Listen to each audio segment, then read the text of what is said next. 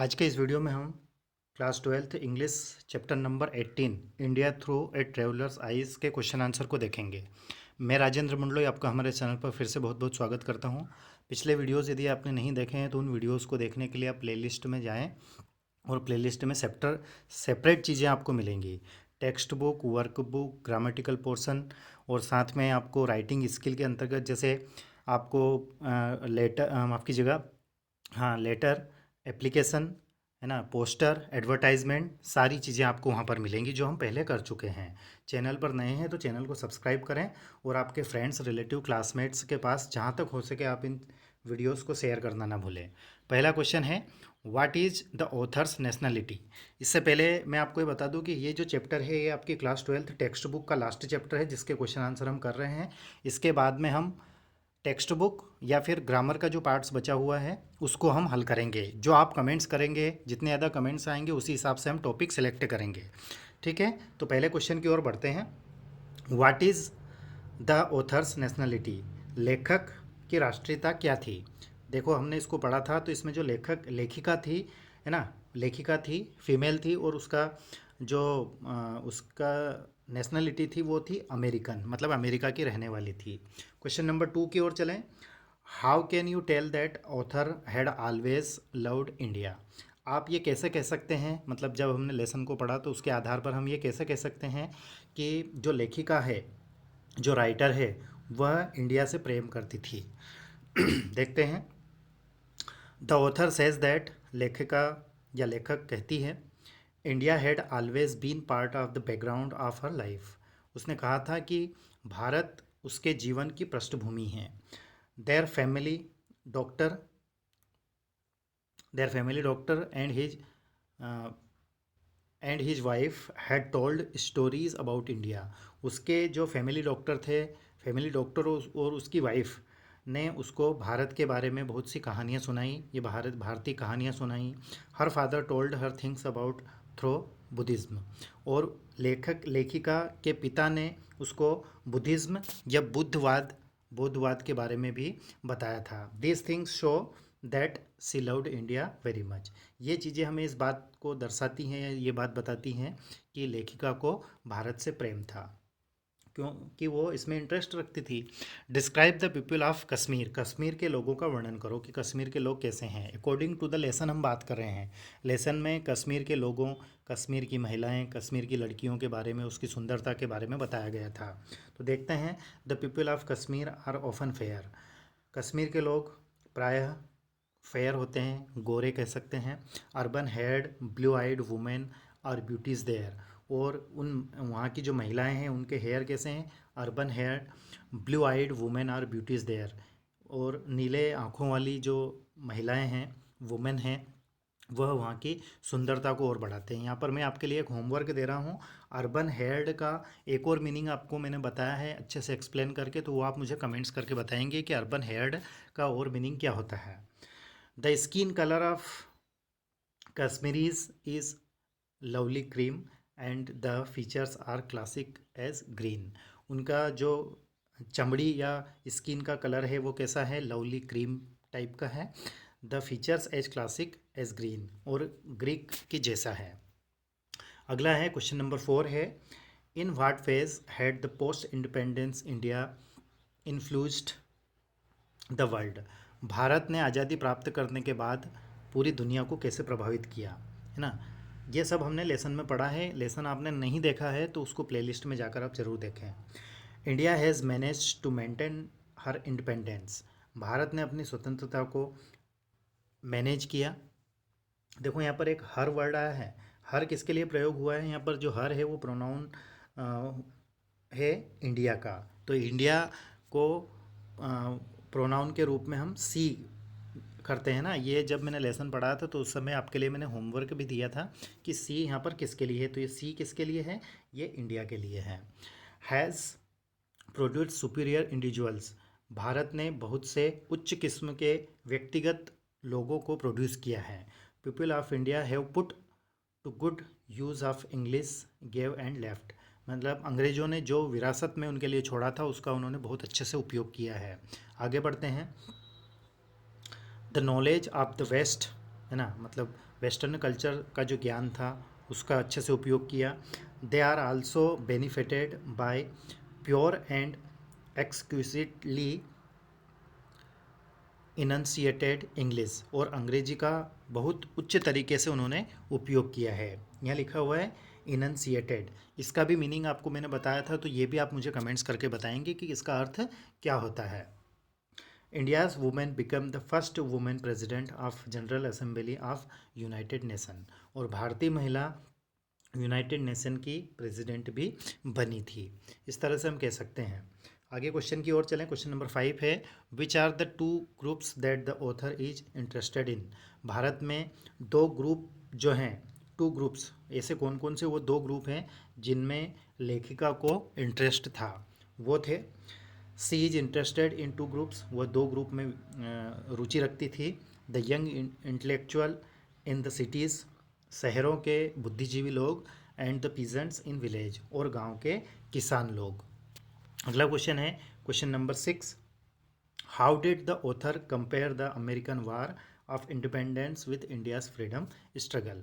भारतीय स्वतंत्रता के लिए संघर्ष और अमेरिका का स्वतंत्रता के लिए युद्ध, इन दोनों को लेखक ने या लेखिका ने किस प्रकार से कंपेयर या उसकी तुलना की। She says that American war independence is nothing and appears to shrink in size and concept when compared to India's bloodless freedom struggle. मतलब भारतीयों ने आज़ादी प्राप्त करने के लिए जो ब्लडलेस फ्रीडम स्ट्रगल किया, ब्लडलेस का अर्थ होता है रक्तहीन या रक्तविहीन, जो स्ट्रगल किया, उसके सामने अमेरिका का आज़ादी के लिए जो युद्ध था वह कुछ भी नहीं है। श्रिंक इन साइज, श्रिंक का अर्थ होता है सिकुड़ना, और साइज में, साइज मतलब आकार में कह सकते हैं। क्वेश्चन नंबर 7 की बात करें, what problem did the educated Indian face. भारतीय पढ़े लिखे लोगों के सामने कौन सी समस्याएं थी। The problems was that thousands of young intellectuals trend in English school. अंग्रेजी स्कूलों में पढ़े लिखे बहुत से हजारों बुद्धिजीवी लोगों के सामने समस्या थी। क्या समस्या थी। Schools rate at top for jobs that did not exist except in the limited civil services. मतलब लिमिटेड सर्विस, सिविल सर्विसेज के अलावा उनके पास और कोई जॉब नहीं थे, उनके सामने यह समस्या थी। मतलब जितने भी पढ़े लिखे लोग थे, इंग्लिश स्कूल में पढ़े हुए ट्रेंड हुए लोगों के सामने थोड़ी बहुत सिविल सर्विसेज के अलावा को और कोई ज़्यादा जॉब नहीं थी। What conclusion did the author Drew when the compare the Indian peasant with those of other countries. दूसरे लोगों के किसानों से जब भारतीय किसानों की तुलना की तो लेखक या लेखिका के अनुसार क्या निष्कर्ष निकला। सी सेज दैट, उसने कहा, किसने कहा, लेखिका ने, the Chinese peasant was rich in comparison. China के किसानों की तुलना में या भारतीय किसानों की तुलना में चाइना के जो किसान हैं वो रिच हैं, मतलब धनी हैं। With those of India only the Russian peasants could compare with the Indian villagers. मतलब रसिया के जो किसान हैं वो, उनकी तुलना हम भारतीय किसानों से कर सकते हैं। अकॉर्डिंग टू द लेसन हम बात कर रहे हैं, ये बात आपको ध्यान में रखना है। क्वेश्चन नंबर 9 की बात करें, what reason did the author give for Indians having many childrens. क्या कारण है कि भारतीय जनता जो है उनके बच्चे अधिक होते हैं, है ना। सभी जानते हैं कि भारत का नंबर जनसंख्या की दृष्टि से विश्व में दूसरा है, तो क्या कारण है इसका। सी says that life span in Indian was only 27 years. उसका, वह कहती हैं कि भारतीय जीवन जो है उसका विस्तार 27 वर्ष है, ओनली 27 ईयर। सो इसलिए लाइफ वाज हैशंड, हैशंड का अर्थ होता है जल्दबाजी में, इसलिए यह जल्दबाजी करते हैं। किस बात में जल्दबाजी करते हैं। A man marries very young so that there would be as many children as possible before he dies. उनकी शादी बहुत जल्दी हो जाती है भारतीय लोगों की, इसलिए जहाँ तक हो सके वो कोशिश करते हैं कि मरने से पहले ज़्यादा से ज़्यादा बच्चे पैदा किए जाएं। ये सब अकॉर्डिंग टू द लेसन पढ़ा रहा हूँ मैं, ना, ये कोई मेरा ओपिनियन नहीं है। क्वेश्चन नंबर 10 है, what misconception about England was removed when the author visited India. Misconception का अर्थ होता है गलत धारणा। क्या अर्थ होता है? गलत धारणा। Sorry for interruption. फिर से रिपीट कर रहा हूँ क्वेश्चन नंबर 10 को। What misconception about England was removed when the author visited India. यहाँ पर वर्ड आया मिसकंसेप्शन, इसका अर्थ होता है गलत धारणा। ठीक है, तो लेखिका की कौन सी गलत धारणा उसके दिमाग से हटी जब वह भारत भ्रमण के लिए आई? सी लव्ड इंग्लैंड, है ना। एज यूजुअल हर जो व्यक्ति होता है वो अपने राष्ट्र को प्रेम करता है, वैसे ही सी लव्ड इंग्लैंड, वह इंग्लैंड से प्रेम करती है। आगे बढ़ते हैं। She was of opinion that the England were finest people on the earth. उसका ये मानना था या उसकी धारणा थी कि इंग्लैंड के लोग जो हैं वो दुनिया में सबसे फाइनेस्ट हैं, मतलब सबसे अच्छे हैं। But when she visited India, परंतु जब वह इंडिया आई, इंडिया का उसने भ्रमण किया, सी फाउंड दैट कंक्लूजन कॉलोनियली कॉलोनियलिज्म, इसका अर्थ होता है उपनिवेशवाद, है ना, हैज़ करप्टेड देम, कि उपनिवेशवाद ने उसको करप्ट कर दिया है। ये उसकी गलत धारणा थी। भारत आकर वह अलग हो गई। Why did the eldest brother live out of the house. देखो, हमने जब इस लेसन को पढ़ा था तो उस समय हमने देखा था कि एक फैमिली है जो लेखिका का स्वागत करती है और उसको अपने घर पर भोजन के लिए आमंत्रित करती है। तो उस समय वह देखती है कि वहाँ पर जो बड़ा भाई रहता है वह बाहर रहता है। तो बाहर क्यों रहता है उसको हम देखते हैं। The eldest brother had a stroke of paralysis. जो बड़ा भाई था उसको लकवा, पैरालिसिस का अर्थ होता है लकवा, लकवे का स्ट्रोक आया था या शिकायत थी। And through the members of the family begged him to live in the house. Beg का अर्थ होता है निवेदन करना, है ना। बेग, बीजी बेग, बेग मतलब निवेदन करना। तो वह उसके जो फैमिली मेम्बर थे उन्होंने उससे निवेदन, उन बड़े भैया से निवेदन किया कि आप घर के अंदर रहो। He close to live out so that he might be ready to listen to the villagers when they come to him. लेकिन बड़े भैया की ये सोच थी कि मैं बाहर ही रहूँगा, क्योंकि गांव के व्यक्ति जब भी आएंगे उससे मिलने के लिए तो वह बाहर रहेगा या उनसे बाहर ही मिल लेगा। इसलिए बड़ा भाई जो है बाहर रहना चाहता था, जिसको पैरालिसिस का स्ट्रोक था। What were the author's comments on the custom of eating with the right hand. सीधे हाथ से भोजन करने पर लेखिका की क्या टिप्पणी थी? इंडियन जो हमारे जो कस्टम्स एंड ट्रेडिशंस हैं उसके अनुसार ये मान्यता है या मानते हैं कि सीधे हाथ से भोजन करना चाहिए, और कोई भी शुद्ध काम या अच्छा काम करना हो तो सीधे हाथ से करना चाहिए, भारतीयों की धारणा है। तो इसके बारे में लेखिका की क्या धारणा थी या क्या टिप्पणी उसने की? Her comments were nothing is so clean as once right hand washed. उसका यह मानना था कि सीधे हाथ को साफ रखना, इससे शुद्ध बात और कोई नहीं है।